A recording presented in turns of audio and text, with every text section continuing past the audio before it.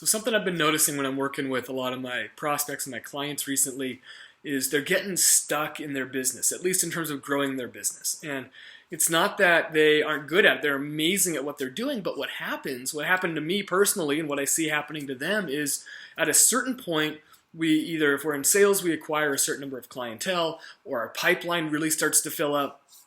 Or in business, you end up with employees, you've got growth.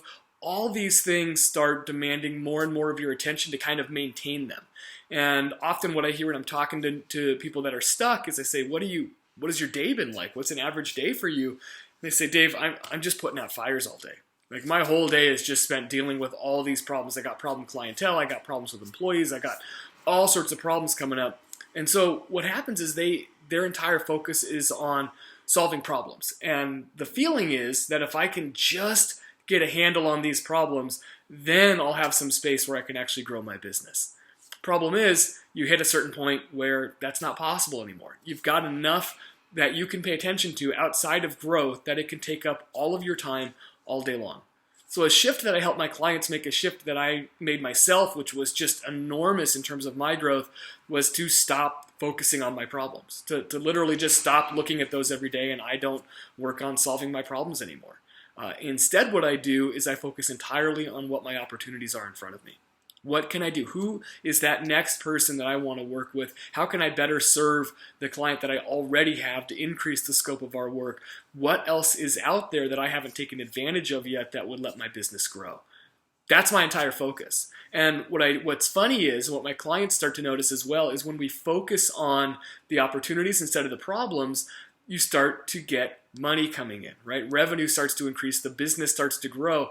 And I found that when I have really good revenue coming in, when I'm making more than the money I just need to survive, when I've got extra laying around and more coming in on top of that, a lot of my problems that I was really focused on, they become not problems anymore. For instance, maybe I've got a client who's been demanding a lot of my attention, somebody who's not my favorite to work with, but they pay me well, and I really don't want to lose this person because I like that revenue stream. Well, if I'm focused on my opportunities and I'm creating other opportunities outside of that person, all of a sudden I start to realize, man, I don't actually need them anymore. I don't need this client. And that lets me step back and look at, is this person worth my time? Is it worth all that I feel like I have to invest to keep this person happy and on the books with me?